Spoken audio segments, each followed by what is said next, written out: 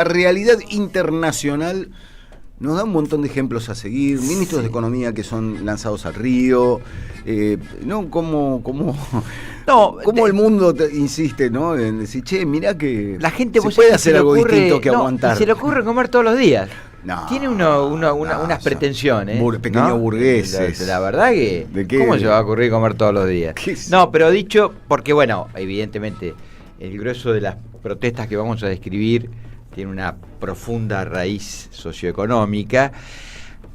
Quiero al pasar, y ya me meto de lleno en la columna, reafirmar lo que dijimos con vos, Edu. No, el martes lo dijimos. Finalmente se confirmó, Javier Milei no va a España. No va, ¿no? Lo iban a recibir en el Festival de la Derecha, este Festival de la Derecha de Vox. Bueno, hay que empezar ya a señalar que Milei es una figura mejor esconderla. Sí. Ya dejó de garpar, quizás no fue de acá, ¿no? Quizás de allá le dijeron, no, mirá, Javier, sí, que está el no hotel es muy agotado. interesante, ya no es taquillero, Uh-huh. Ya no es taquillero, y esto es información. Hay muchos dirigentes del Partido Popular enojados con Díaz Ayuso, que es la presidenta de la Comunidad de Madrid y eterna aspirante al sillón de la Moncloa, porque en su día le puso, y no hace mucho, es un año, alfombra roja a Milei, Uh-huh. en la Puerta del Sol, que es la casa matriz de la Comunidad de Madrid.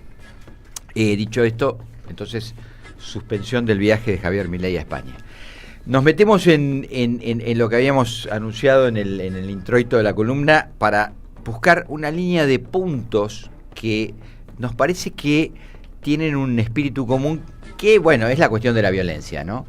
Esta semana en Katmandú, la capital de Nepal, que para muchos de nosotros, los que ya peinamos canas, tiene como un recuerdo muy romántico, ¿no? Es decir, el libro Flash, los viajes al Everest, los fumaderes de opio de la década del 60, cierta, no diría yo, primos hermanos de cierto rock and roll. Uh-huh. Hay ahí una familia común, ¿no? Un lugar común. El tráfico por Katmandú de Fito Páez y el comienzo de Indiana Jones, la primerísima película de Indiana Jones que empieza en Nepal. Exactamente, muy, muy buen punto. Si de todo eso nos remitía a Katmandú y un poco desangelaba la idea político-social que aparece estos días con fuerza. ¿Por qué? Porque un grupo de jóvenes de lo que se denomina la generación Z, que son, digamos, los más jóvenes de todos, básicamente nativos digitales, bueno, recibieron de parte del gobierno de Nepal la censura de las redes sociales, directamente las cortaron. Lo peor que puedes hacer, ¿no? Una de las peores cosas que puedes hacer. Ahí con eso iniciaron una revolución. Más o menos, exactamente. No se, podríamos decir, no se calentaban por nada, pero... ¿Te das cuenta, Jorge? Acá no van a votar a tu mesa y allá dicen, vamos, claro, me cortás las redes, ahora vas a ver. No, está bien, pero votar es una cosa, las redes, viejo. No, con las redes no. Metan, claro. Con las redes no. Un límite te pido. ¿Se acuerdan de aquel sketch de Olmedo que entraban a una casa a robarle y le mataban al Bobby, al perrito? No, ¿era eso o le ponían soda al tinto? Sí. Y ahí estallaba. Ahí estallaba, ¿no? Cuando le ponían soda al tinto estallaba. Acá le tocaron el Facebook, ¿viste? Tocaron el Face, tocaron el TikTok debe haber sido. No, era TikTok. No, pero Facebook también, ¿eh? Sí, pero Facebook no, pero no es de la generación Z, claro. Correcto. No, le tocaron el TikTok, ¿sí? Claro. Y menos el Instagram, efectivamente. Generacionalmente responde así. Ese es el orden predatorio. Bueno, eso pasó y generó una revuelta que empezó soft y empezó a calentarse, a tomar calor y termina con el Parlamento incendiado, con el primer ministro renunciado y con un ministro de Economía que lo quieren tirar directamente al río. Es hermoso. ¿No? Ahora, démosle contexto a la protesta, porque efectivamente hay un disparador, que es la censura en las redes sociales, pero hay un trasfondo económico. Nepal tiene una renta per cápita bajísima, es un país realmente pobre, las oportunidades laborales escasean, y eso va calentando el ambiente. Entonces, insistimos, encuentra un disparador, que es la censura en las redes sociales, que esconde un trasfondo socioeconómico que ahí me parece que aparece un punto muy peligroso, porque nos empieza a conectar con cosas que vemos mucho en la Argentina, que es esta idea de la corrupción, ¿no? Tirada hacia la Bartola, entonces donde toda la política y sobre todo un sector de la política queda bajo el manto de la corrupción. Y la corrupción muchas veces es la palabra que encuentran también las grandes plataformas que crean sentido para no discutir el verdadero fondo, que es por qué la gente es pobre, digamos, ¿no? Claro. Que no es tanto que el político se la chorea, sino que aplica unos programas de ajuste o unos programas que favorecen a la concentración económica y que desfavorecen a las grandes mayorías. Y eso es lo que pasa en Nepal en realidad. Claro. Y bueno, queda envuelto en la idea de la corrupción, ¿no? Y de ahí digo que tomamos un avión y lo hacemos sin escalas, porque podríamos detenernos en otros puntos donde ese avión desde Nepal vuela hasta París, porque pasa por el Oriente Medio, Claro. que es un auténtico polvorín en Sí. este momento, Ujú. un auténtico polvorín, donde esta semana hubo una nueva incursión militar israelí Sí. a Doha, que es peligrosísima, peligrosísima. Mientras sigue demoliendo todo lo que encuentra todavía en pie en Gaza. ¿no? Absolutamente. Todo. De un absolutamente. edificio lo tiran y abajo. donde literalmente ya dice que va por la ocupación total. Sí. Esto hay que decirlo, ¿no?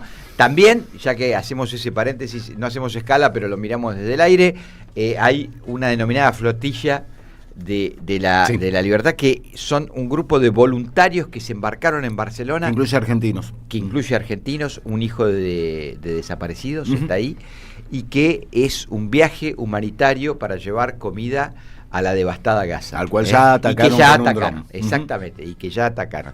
Y podríamos también, si querés, y lo vemos desde el aire, no nos detenemos porque si no se va a hacer muy largo, hubo una incursión rusa con drones sobre la geografía polaca, peligrosísimo, está disparando todas las armas en Europa, pero aterrizamos finalmente en París como epicentro, porque no solo en París, fue también en Montpellier, en Marsella, en Lyon, en las principales ciudades de Francia, se volvió a generar estos movimientos, esta cuestión jacobina que tienen los franceses, ¿no? Para generar movimientos de protesta. Estos se llaman, jóvenes que se llaman Bloqueemos Todo. Ajá. Emparentados de alguna manera con aquellos chalecos amarillos, Sí. ¿no? De 2018. ¿Por qué protestan? Bueno, porque el ya ex primer ministro François Bayrou se le ocurrió meterle un recorte al presupuesto, escuchen la cifra, 43.000 millones de euros. Ah, ¿Ok? Un señor Una tontería, recorte. un par de planchas de ravioles de la fábrica de pasta. 43.000 palitos de euros, de los cuales 5.000 son en sanidad pública. Hay el que López Murphy de ellos. El López Murphy de ellos. Hay que recordar que Francia es el estado del bienestar por excelencia. Es decir, todo lo que admiramos de Europa, los que admiramos ciertas cosas de Europa, que es el estado del bienestar de posguerra, bueno, el estado del bienestar en Francia es poderoso, es potente, hay muchas leyes sociales, y el discurso redundante que los venimos escuchando durante mucho tiempo y que se profundiza con la gestión Macron es que no hay plata, Me no suena. podemos financiarlo, Me suena. hay que recortar. Me Lo suena. escuchaste en algún lugar, ¿no? Sí.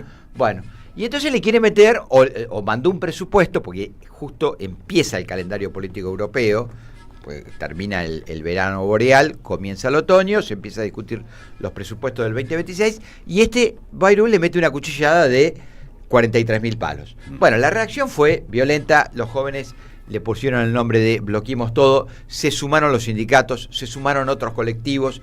¿Cuáles son las ideas básicas? Bueno, barricadas, contenedores de basura, choques violentos con las policías antidisturbio. Hay programadas una serie de medidas de protesta y se espera, tal vez, la semana que viene en Francia una gran huelga general. Tomamos otro avión, nos vamos de Francia. Este es el escenario que se está discutiendo en Europa.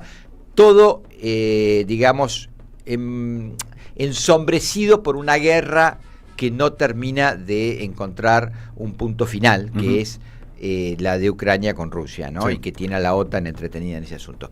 Y nos vamos a Estados Unidos, nos vamos a Utah, porque allí, en el día de ayer, se provoca otro escenario de enorme violencia y además frente a las cámaras de televisión porque quedó filmado. Sí, claro. Bueno, una suerte, lo voy a decir además en serio esto, con mucho cuidado, pero lo hago para graficar en presencia de quién fue la víctima del ataque, ¿no?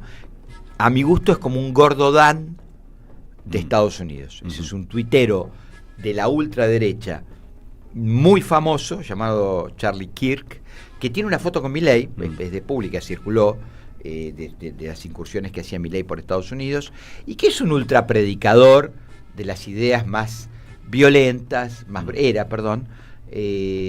brutales, bueno, defensor de todo lo que tiene que ver con la cultura antiwoke, con muchas cuestiones que tienen que ver con el progresismo en el mejor sentido del progreso de una sociedad, ¿no? Ideas de igualdad, de cierta fraternidad, todo eso era profundamente despreciado. Solo basta recorrer su historial en Twitter para certificar lo que estoy diciendo. No era un personaje de paz. Eso no justifica, no justifica de ninguna nada, manera pero el corchazo, pobre tipo que se comió. Pero a mí me resultó especialmente significativo y cruelmente irónico el mitin en el cual estaba hablando este hombre que fue asesinado.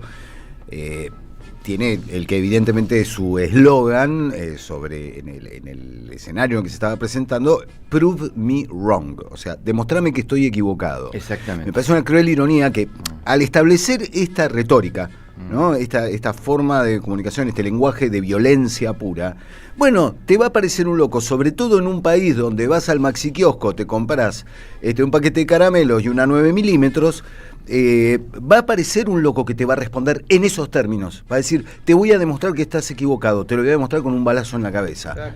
Absolutamente censurable todo, pero digo, es la retórica que establecen. Pero además es la violencia que proponen y que termina encontrando a un violento. Pero además, Fabre, desconocen una ley de la política que está muy emparentada con la física, que es acción-reacción. Es decir, vos no podés putear todo el día, claro, insultar a todo el mundo, calentar el ambiente que da miedo y creer que eso es inocuo. El que se escondió acá en la casa de empanadas. Claro, ¿no? Digo. Es decir, creo que este tal Fran Fijap, claro, si el tipo que quería iba a provocar a gente que está desahuciada por el ajuste de Milei y que eso es gratarola. Claro, nada de gratis. Que es un poco lo que estos tipos plantean, digamos. Uy, salió Milei, no decir, esta es la violencia de la ultraizquierda. La violencia es la de él, claro, que calienta todo el día el ambiente.